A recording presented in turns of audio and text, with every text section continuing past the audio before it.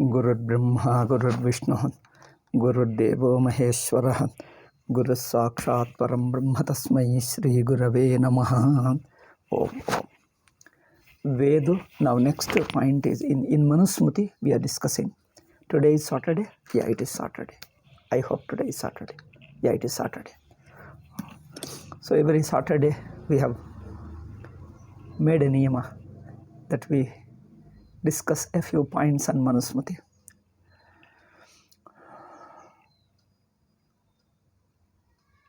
So without desire, nothing happens. Because desire is a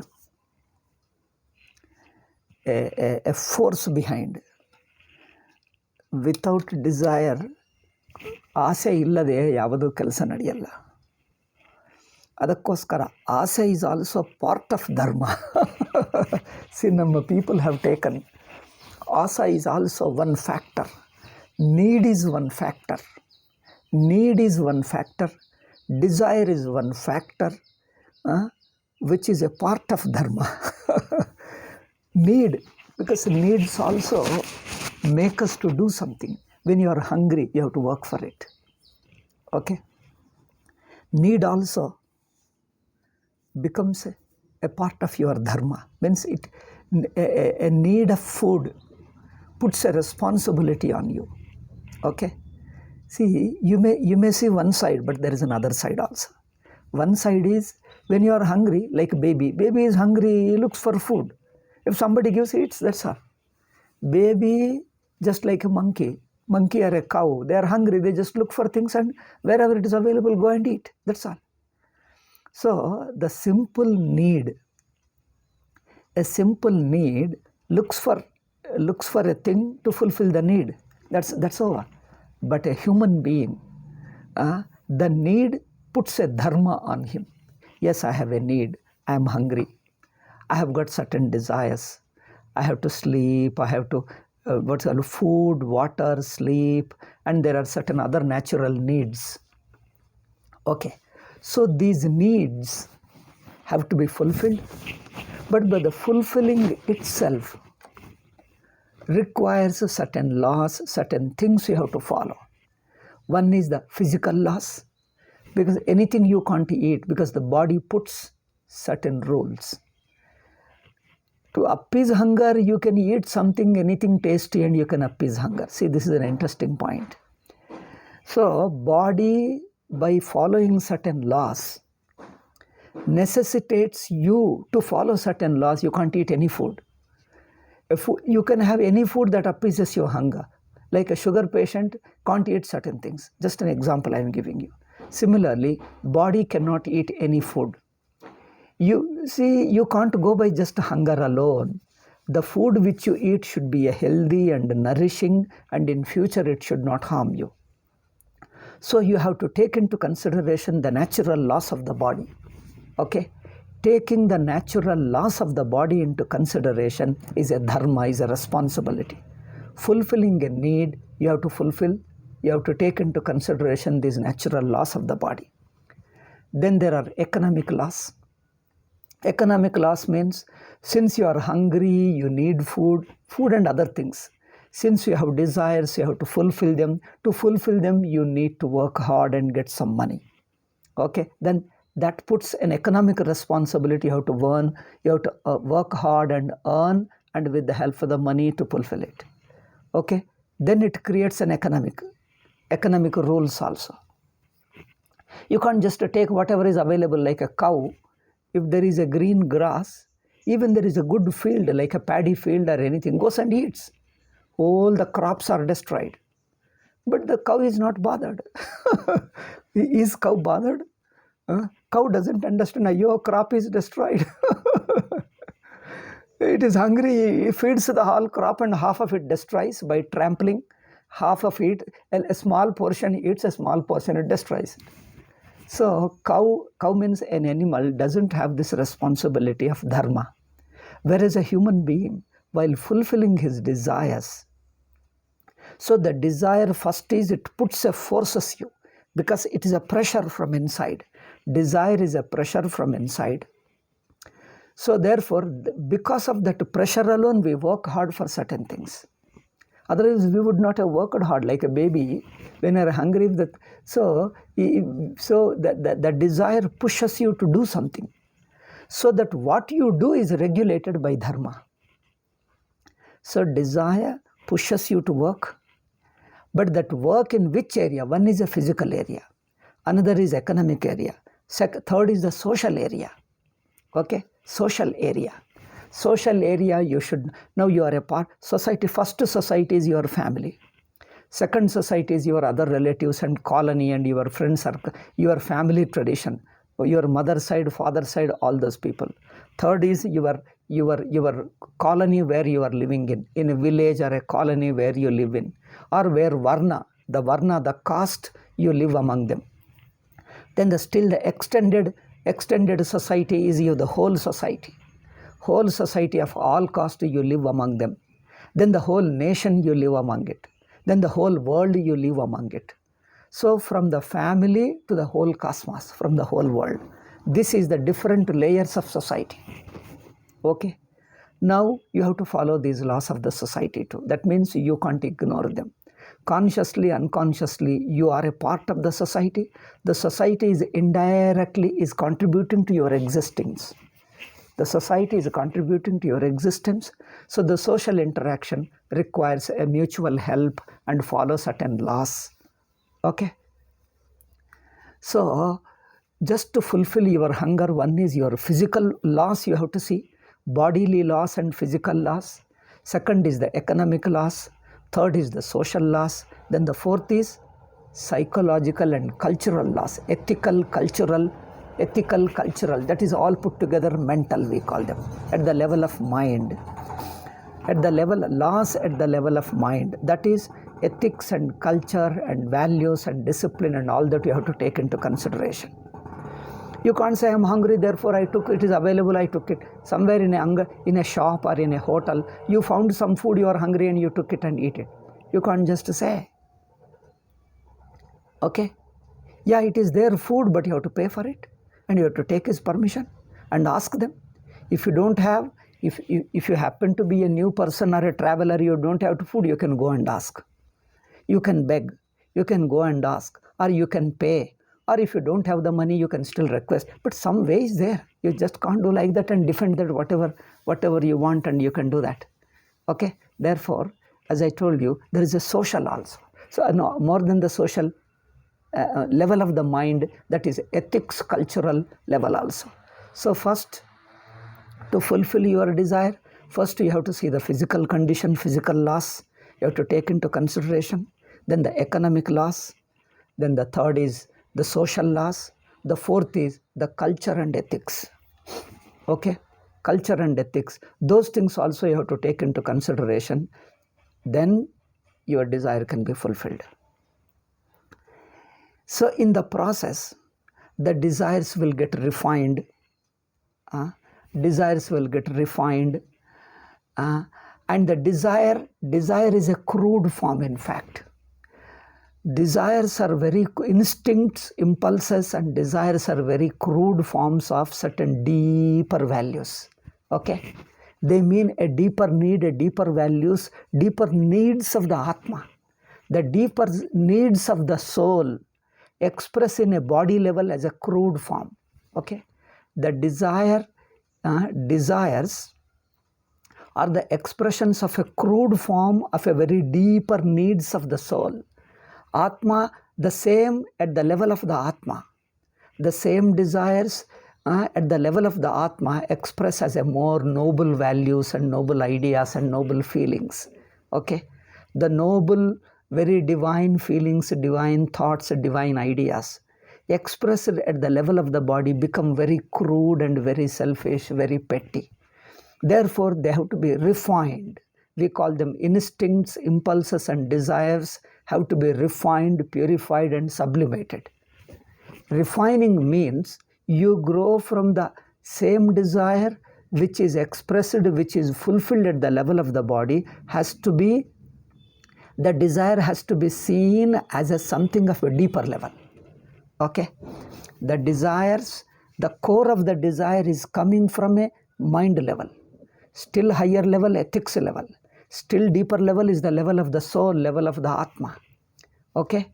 So the desires are very instincts and impulses, and desires are crude forms of a deeper needs of the Atma, deeper expressions. Instead of calling the higher expressions of the Atma, the expression of Atma's qualities, the expression of Atma's qualities appear as a very crude form at the level of the body. Therefore, the other sex and other urges, simple urges, the physical needs and etc., people are advised to sublimate them, purify them, make them noble, so that you grow from the body level to higher level. So in a society where physical pleasure alone is taken as the highest, like an Islamic society, where there are the sex mania is presented as a great, even their heaven is only a sex maniac heaven alone. Now, I'm sorry to take it as an example, but the prevalent thing appears like that. Probably there is some deeper meaning I don't see much.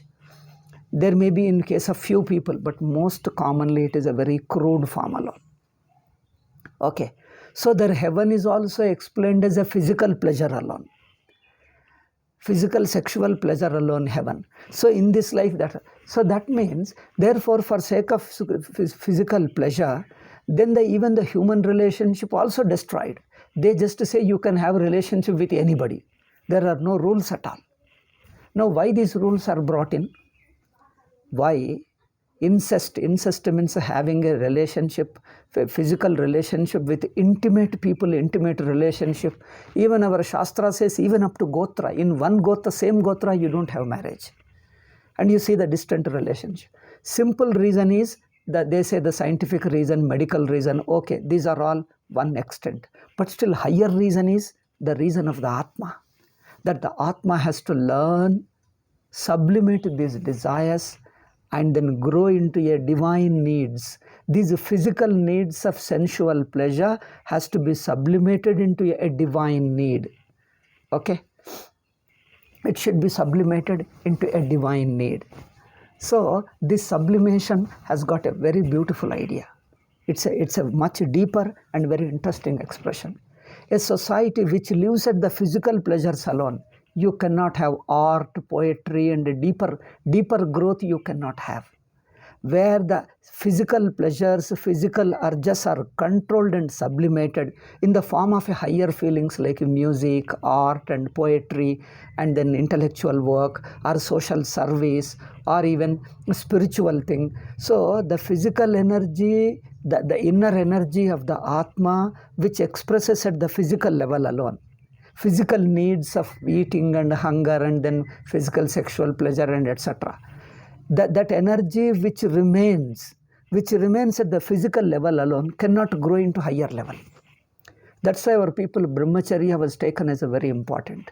Because when you preserve your energy and sublimate it, you can use it for a higher level of service, aradhana, prayers, and meditation, because that require a high level of energy. Meditation is not physically sitting and closing your eyes, as these days yoga and meditation has been made into a physical exercise, or a simple just relaxing the mind alone. There is nothing deeper in it. Because everything in the name of secularism, they made yoga into secular one alone. Because you have to please others, so therefore made it into a superficial. But the meditation is a very high level thing, very, very high level.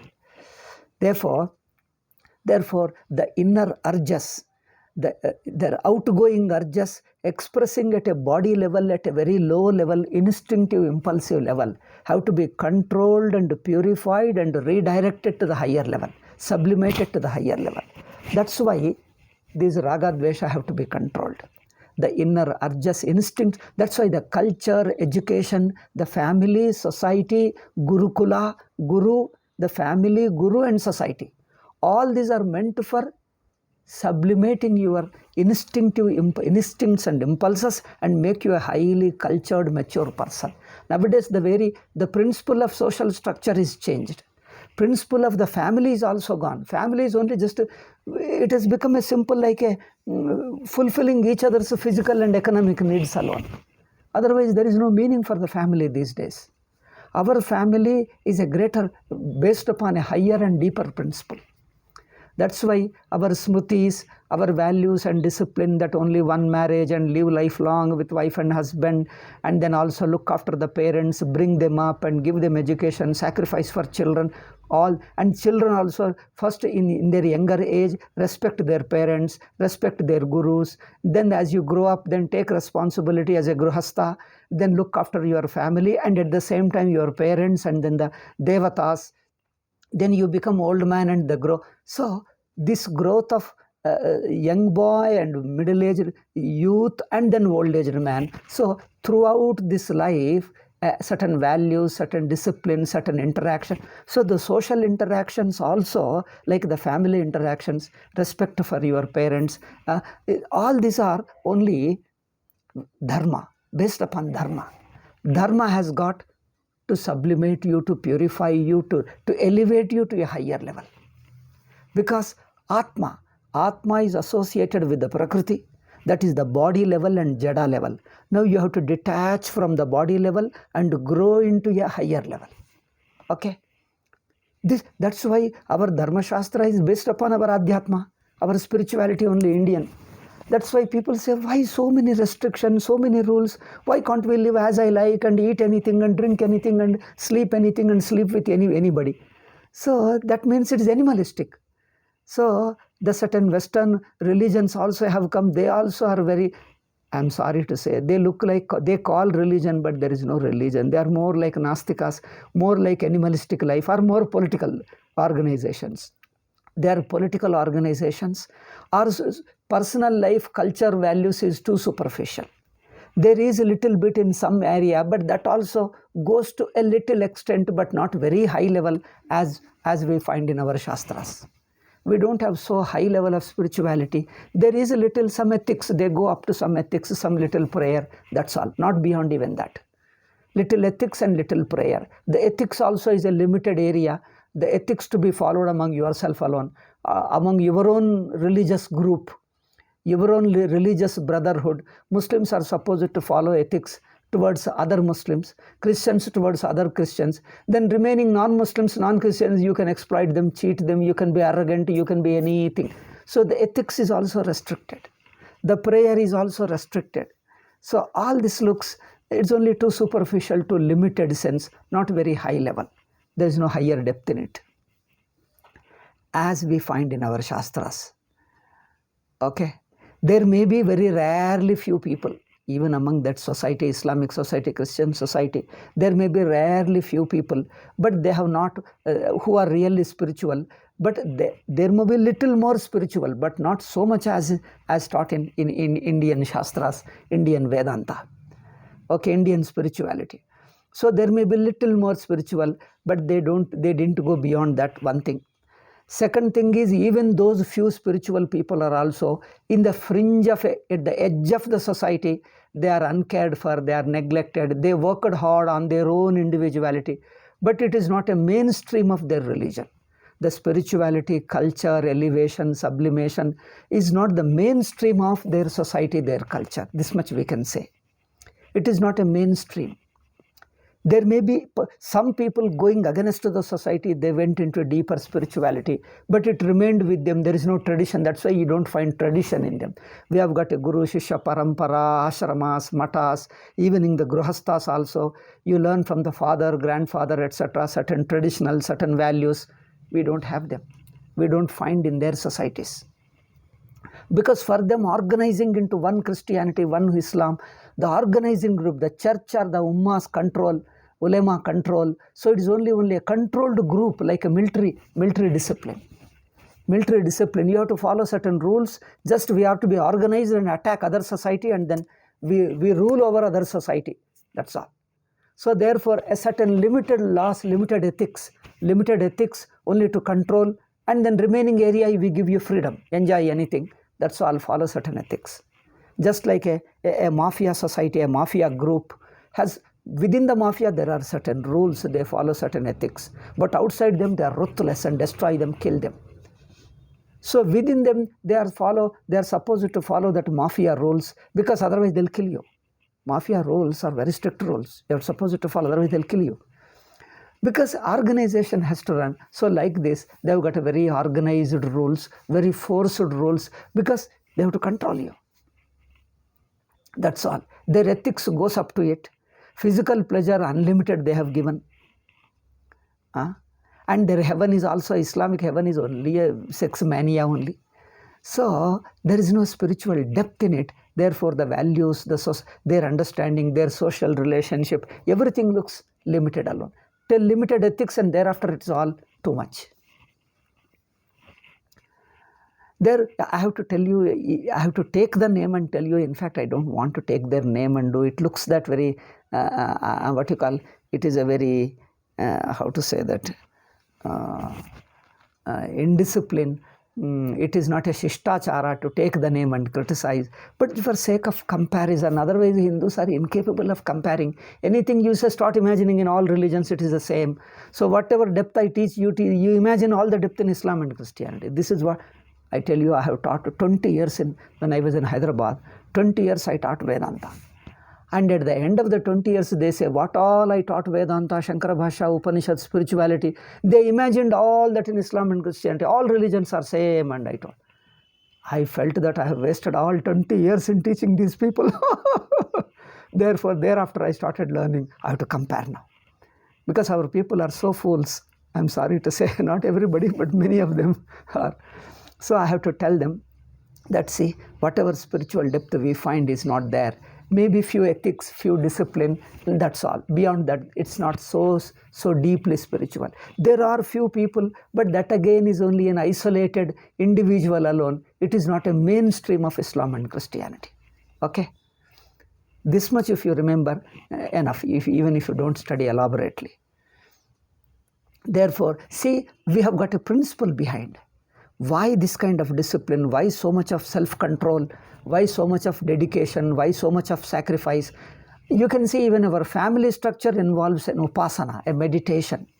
It is a religion. Family structure is a religion. Father and mother, their marriage itself is called like a Shiva and Parvati. It is a marriage of Shiva and Parvati. The children born are like the divine blessing. Okay? The children are supposed to take mother and father as a representative of God. Therefore, listen, mother is a devata, matru devo bhava, pitru devo bhava. Worship them, worship them means at least to obey them and respect them. Okay? Obey them, respect them as God. So this shows it's an upasana relationship. It is a relationship of a religious relationship of more reverence, not respect. It is more than respect. It is a reverence also. That's why the family relationship itself imply a deeper value, a deeper spiritual value. Otherwise, simple physical need is there as long as you are a small boy, depend on parents. Parents look after, because it's a motherly instinct is there.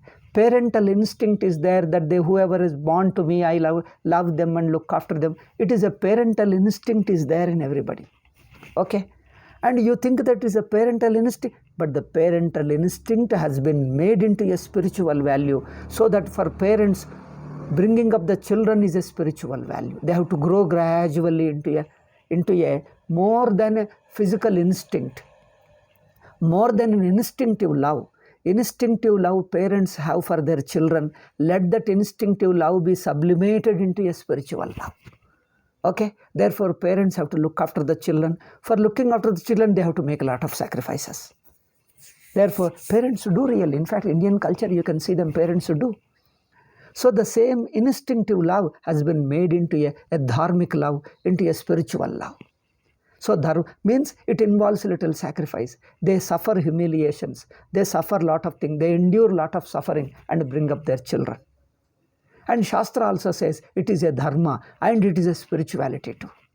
Parents looking after their children, and children also respecting their parents and looking after them in their old age.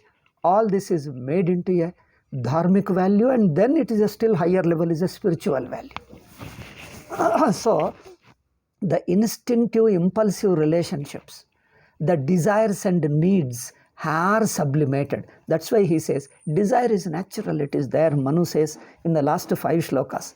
First 5 shlokas of the 2nd chapter we are discussing. In the last class we discussed desires. Desires means there are various types. One is instincts, impulses and desires. Okay, some of them are cultivated desires, some of them are instinctive desires. Okay, cultivated means we look at the society and we develop into them our ambitions and ideas and all that. But all these desires, broadly I'm talking, instincts, impulses, desires, ambitions, ideas, goals, all put together commonly in one word. There is a driving force in us. Okay, a driving force. That driving force has to be purified, has to be sublimated, and you have to be made into a very high level person. So this is the principle behind our Dharma Shastra. So our social relationships, our individual discipline, individual value, that's why they told you have to get up every day, sleep also at a time, a regular time, waking up certain time, and then work hard, take bath, take care of yourself, follow certain discipline and values. People say everything is only physical reason. For sake of health, you have to get up. For sake of health, you have to go sleep. For sake of health, they think everything is reduced to health alone. See, sometimes we tell a smaller ideal because child cannot understand. We say health is the reason, but there is a deeper reason for it. See, dharma is a cosmic law. Okay, cause and effect is a cosmic law of dharma. So that cosmic dharma, cosmic law is a hive deeply, and it requires a larger vision. Only a rishi-like person alone can understand. Common people can't understand. But that, for example, I give you, for a child, you ask the child to do your homework, obey your teacher, okay? Don't unnecessarily quarrel, just be friendly with your friends, help them mutually, obey your teacher, do your homework and study your studies, and learn also some games and etc. Some games and study and curricular, all that you learn. Okay, this is the discipline brahmachari student is given. Student says that, oh, teacher will beat me, teacher will punish me, or these days punishment is not there, but at least there is a competition that your co-student is winning more marks and you are getting less marks. So competition is shown as an attraction for studying well. Okay, in those days, teacher beating you, teacher punishing you, that was the goal. To avoid, to please your teacher and to avoid the punishment, you would work hard. You will do your homework and work hard. Okay. Now later, okay, you have been given a competition. Okay, whatever reason, child thinks that only pleasing your teacher or getting marks and passing the exam, this is the only goal. And for that he works hard and then studies well and he gets good marks and learns discipline and certain things. So okay, but this is only a part of a larger principle. Thing is, the person has to work hard, and whatever assignment is given, whatever work is assigned, he has to do dedicated, work hard, learn discipline and do it. This is the value of working dedicatedly for a purpose, is a value he has to learn for a higher purpose. That value, that discipline is useful to him when he grows up as a person. So he will build a family, later he will grow up and become a father or a mother, and then you will become a member of a society. Then if you are working in a company, working in a factory, working in an institution, then you will be a dedicated, sincere worker at the level of that. So this is a higher principle, but the baby cannot. You can't tell them that later you grow up and you will become a mother and father and you will have to take responsibility of a family. You have to take a responsibility of the society. Therefore, learn this discipline. Therefore, you go to school. Do you tell this reason to the small baby? Why should I go to school and learn? Baby doesn't understand. And he says, if you tell the reason that we are preparing you to build a greater responsibility as a father, as a mother, as a family member, even as a member of the society, as a member of a nation. Therefore, you have to go to school and learn discipline and all this. Baby cannot understand. Therefore, this is a larger principle explained at a smaller level, which the baby can understand according to his level of maturity, level of understanding. Okay. So similarly, and the same law, first baby, for the baby level, school child level, for the child level, only the childish rules are told, that you have to please your teacher and get good marks. That alone is goal for him. him or her. Then as he grows up, then wielding the responsibility of a family, being a good responsible person in the society, work hard, get a good name, get your award that you are a sincere hard worker, don't take bribes, and dedicated to your job, and the job is helpful to others. So helping others and then being a responsible person, getting a good name, these are the ideals given to a grihastha, a grown-up person. But even these ideals are limited. If you look at the Vedanta, there are still deeper values, the deeper dharma. What is the deeper dharma? That this dharma, their values make you a selfless person. More selfless you are growing from the physical level to the mental level, physical level to the prana level to the mind level to the intellect level, even you transcend that and growing to the level of Atma. Okay, your Atma is growing, deepening, expanding. You are detaching yourself from the body level, mind level, intellect level, and growing to the Atma level. This is still higher level of the higher cosmic law. This is okay. This cosmic law everybody can't understand. Therefore, Veda understands it.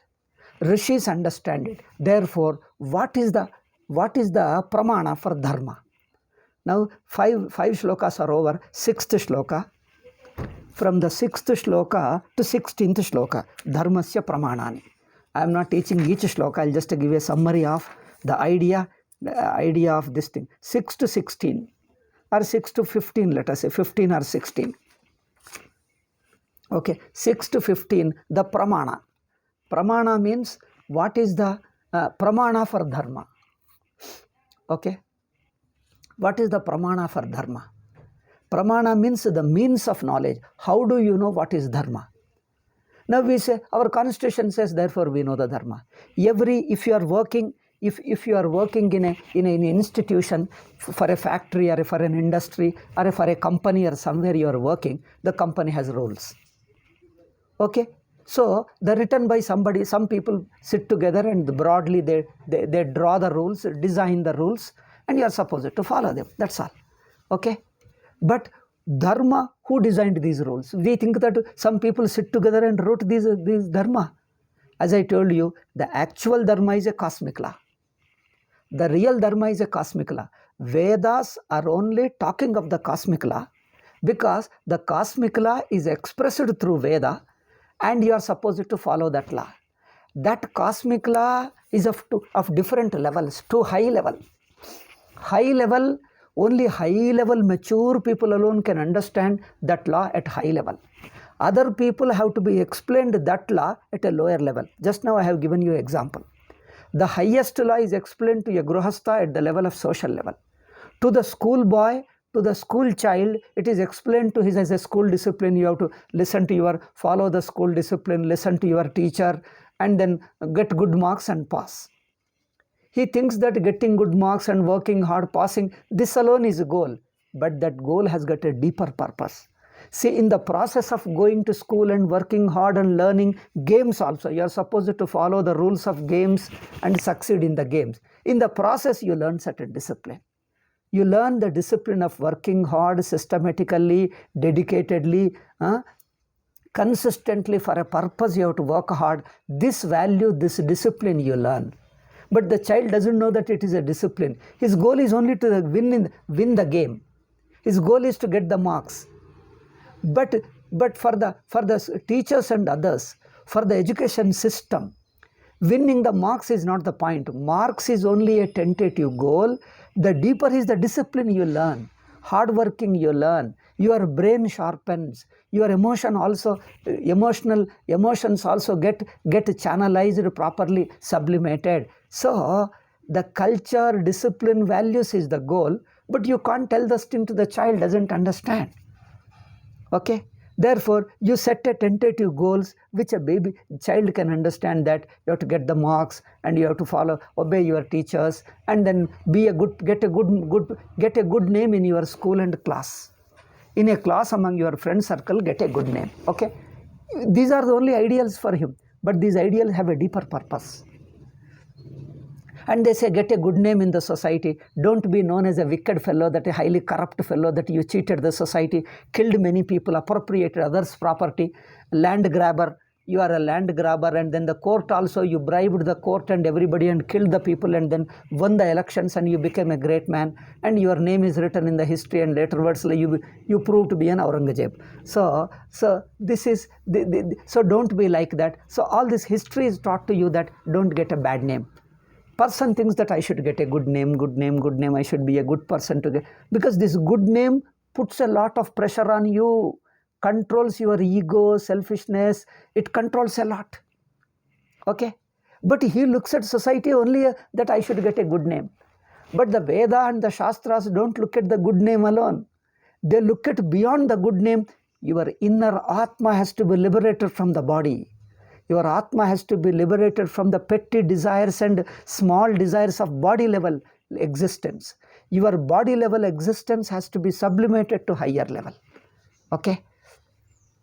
You have to be liberated to higher level. So the cosmic law of dharma looks at you, that higher goal.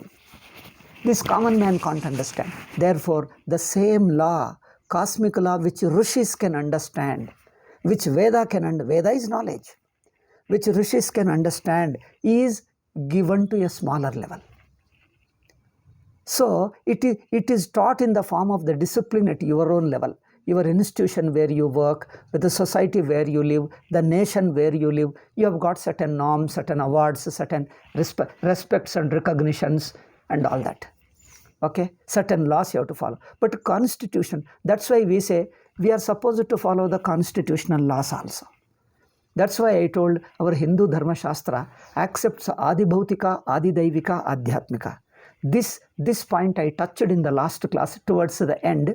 I didn't elaborate it. Now I elaborate little more point.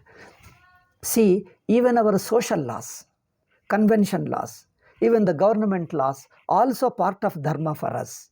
For Hinduism accepts because Hinduism is a real religion. Hinduism is a real maturity because it has got the broadest mind and deepest understanding and broadest understanding of life.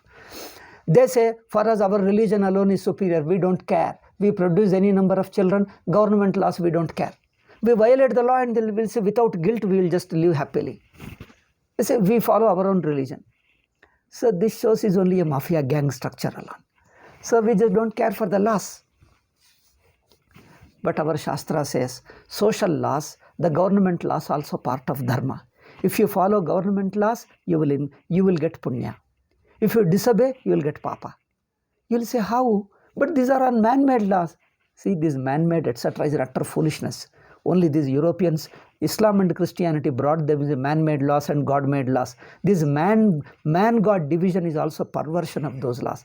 I don't want to discuss that. That will become a big topic now. Anyway, I think I have been discussing in my Vedanta talks. Those who listen to my talks understand this man-made, God-made nonsense. Law is a law. Okay?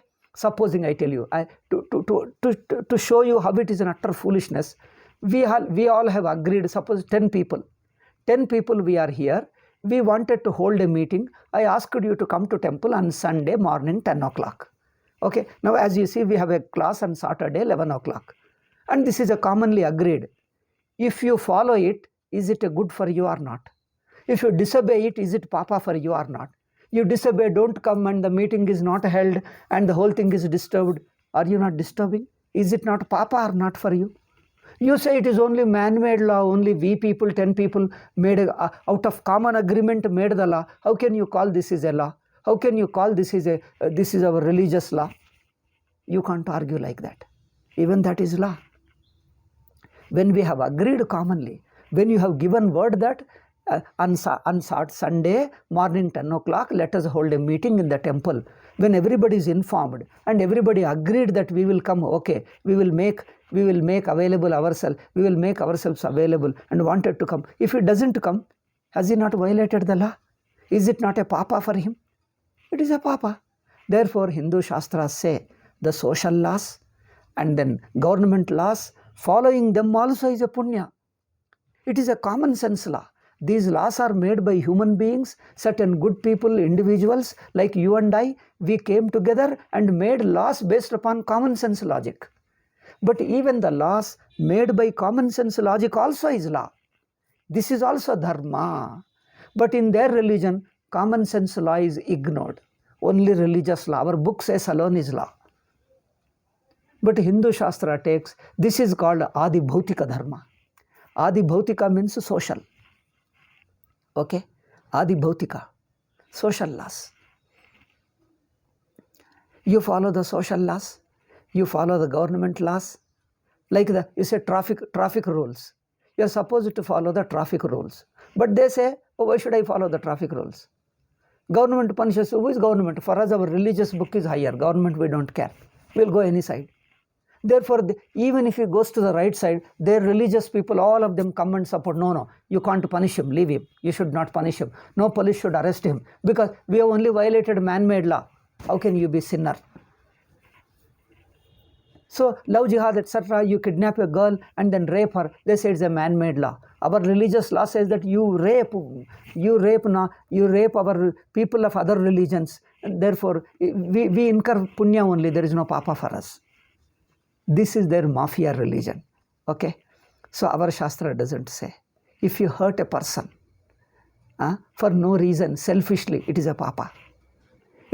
But you may say it is a common sense law. But even common sense logic is dharma. Our Shastra says common sense logic is also dharma. It includes the dharma. It adds the religious law. Okay?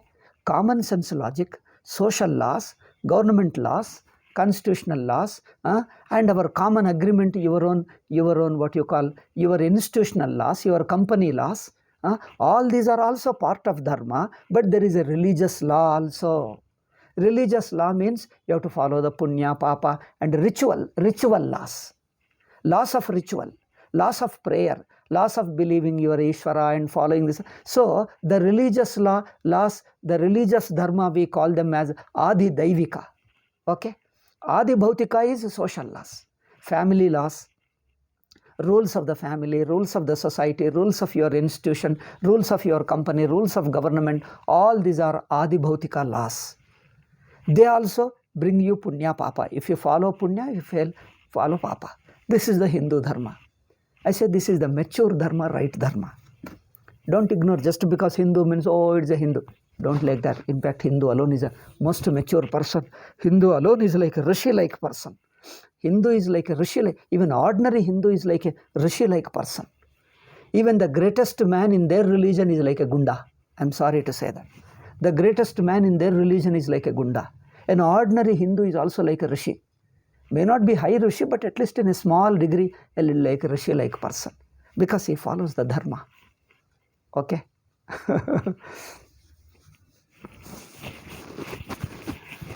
So, Hinduism teaches you certain values, certain dharma like that. So, this is Adi Bhautika Dharma. First person is supposed to follow Adi Bhautika Dharma because these are easy to understand, because it is immediately related to your life. Then next comes Adi Daivika Dharma. Adi Daivika means your ritual dharma, your Ishta Devata. You have got to Rama, Krishna, Shiva. Each Ishta Devata has got certain rules. Your temple has got certain rules. When you take a Diksha, Ayyappa has got certain rules. You take Shiva Diksha, Ayyappa Diksha, your Vishnu Diksha, Rama Diksha, Krishna Diksha, or any Diksha.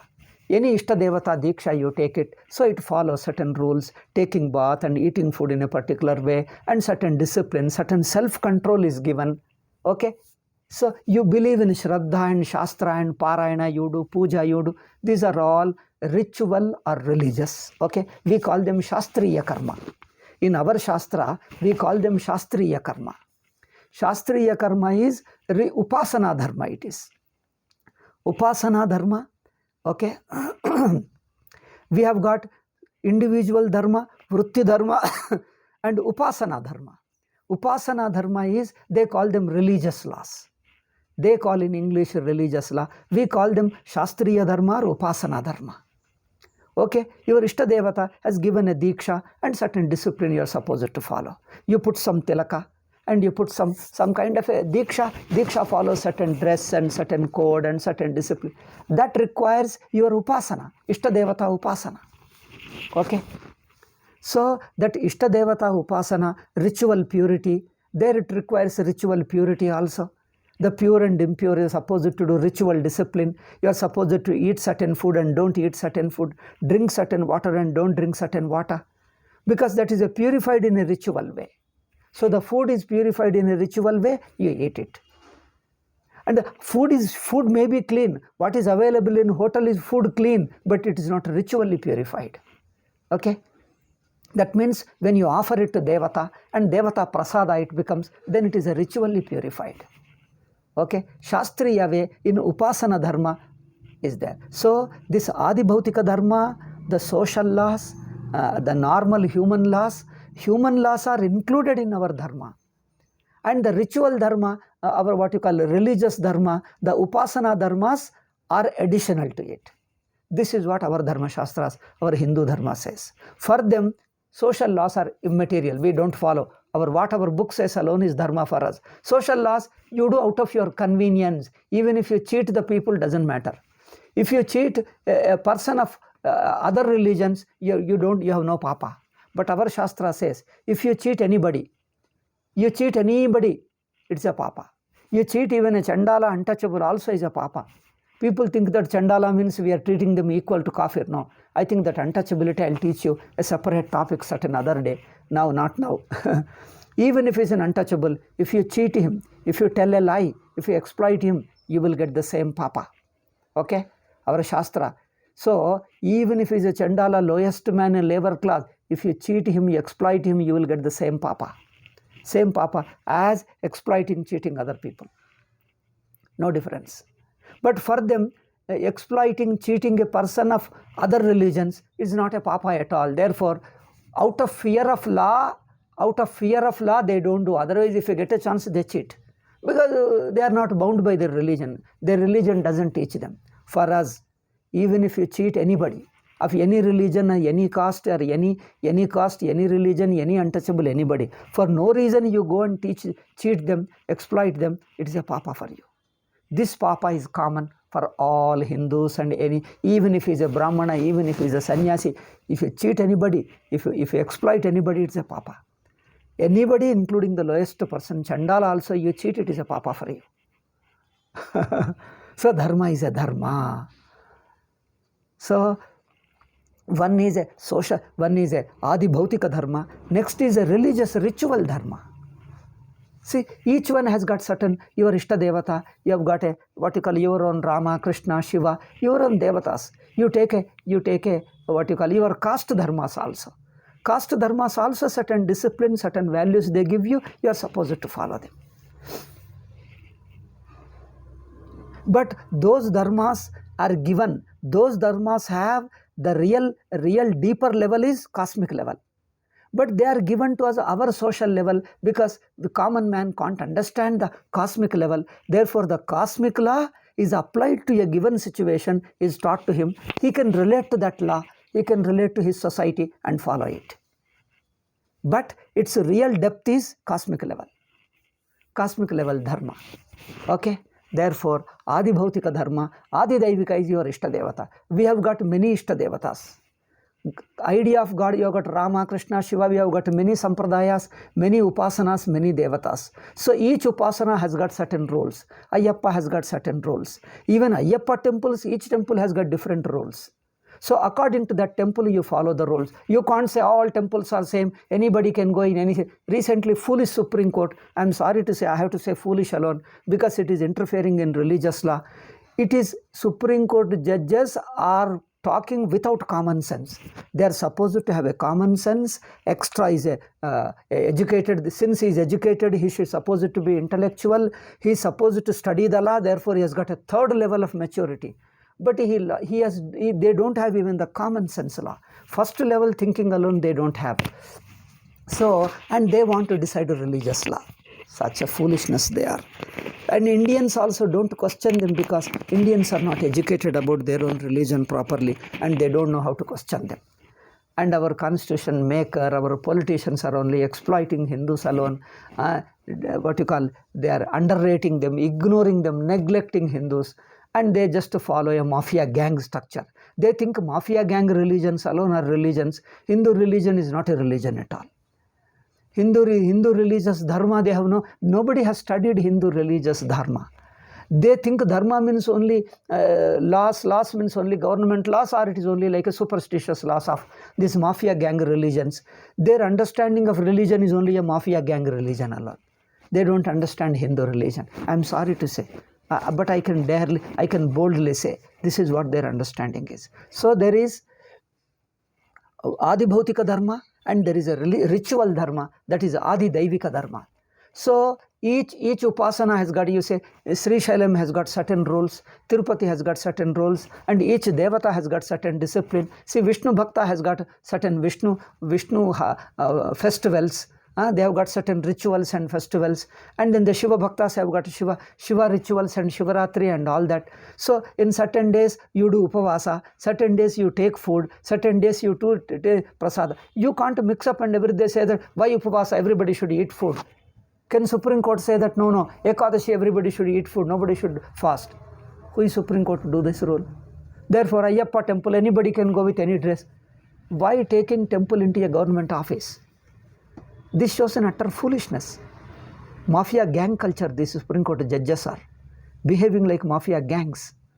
They have no distinction between the religious and then a government office. It's a common sense. It's a common sense. Therefore, one is Adi Bhautika Dharma, another is Adi Daivika Dharma. Adi Daivika Dharma also, see, in Islam and Christianity, Adi Daivika is important, Adi Bhautika don't exist at all. They say all these are man-made laws, we don't follow them. We follow only what our book says, that's all. We don't have to respect people of other religions, we don't respect them. We can cheat them, yes, we will cheat them. Because our religion says that. They have got only religious, they don't have Adi Bhautika Dharma, they don't have a, what you call, worldly level Dharma, they don't have at all. Common sense logic, common sense Dharma, they don't have at all. For us, Adi Bhautika Dharma as well as Adi Daivika Dharma. That is religious laws. Ritual purity, ritual laws also we have. Okay.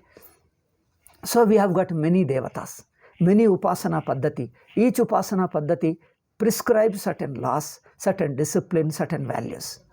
And even within Ayyappa, there are many temples. Each temple has its own laws. Okay. Each temple has its own discipline. You can't say all temples should have the same laws. This is ridiculous. Oh, this internet has gone. Okay, it has come back. So you can't say the Supreme Court judges foolishly have stated, you can't say that all temples should have the same laws. In one temple, the rule is like that. In another temple, another way. Because each temple has got certain discipline, certain values. Okay? Because each upasana follows certain discipline. Each devata follows some discipline. Here, they have got, Islam and Christianity got only one devata, one upasana, only one law for all the people. We have got many devatas, many ishta devatas, many upasanas, the same sadhaka. If you take Vishnu Diksha, you follow this thing. If you take Shiva Diksha, you can take many Dikshas. You can take many Diksha and follow the many rules. Okay? We go to Sri Shailam, we go to Tirupati. When we go to Tirupati, follows the Tirupati discipline. When we go to Sri Shailam, we follow Sri Shailam discipline. Okay? We go to some here, like in Devi, like in Karnataka, we have got to go to Sringeri and we follow the Sringeri Sharadamma discipline. Devata, Devi discipline. So each devata, each temple we follow. Same bhakta follows all the three. So accordingly we follow them. Okay, so this is Adi Daivika discipline. It gives you certain self-control. It sublimates your desire and it makes you, and it cultivates your mind to do that upasana of that devata and get the devata sakshatkara and devata shakti. You get devata power and devata sakshatkara, devata anugraha. First basic thing is devata blessing. Devata blessing will give you some money and then health and certain whatever desires. The devata fulfills your desire as a result of your upasana. That is a basic result. If you want more, you will have some devata shakti. Still, if you do higher upasana, you will get a devata sakshatkara. Okay, these are all different levels of upasana. So we have got multiple upasanas, multiple devata rupas, and each discipline, each upasana has got different rules, different discipline. How can you club up and say that all are one? No, you can't do that. You can't do that. Then another is Adhyatmika level.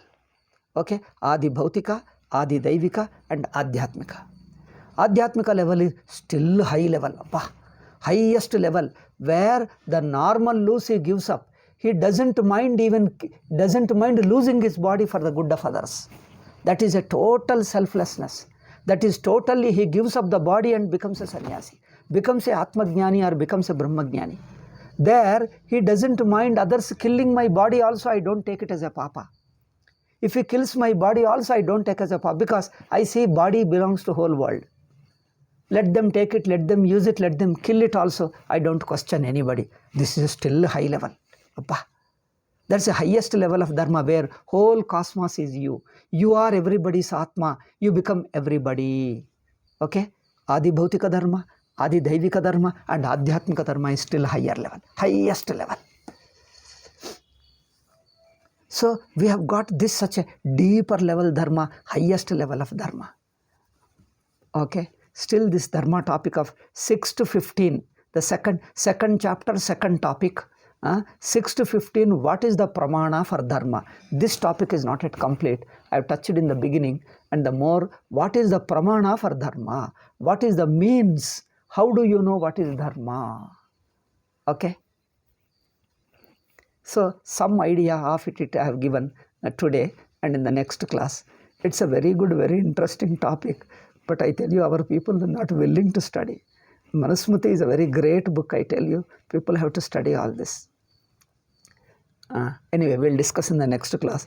This 6 to 15 shlokas, this one set of shloka, the pramana of dharma. What is pramana? Okay, we'll discuss, continue in the next class. Om Shanti Shanti Shanti. Hari Om Shri Gurubhyo Namaha. Hari Om Tat Sat.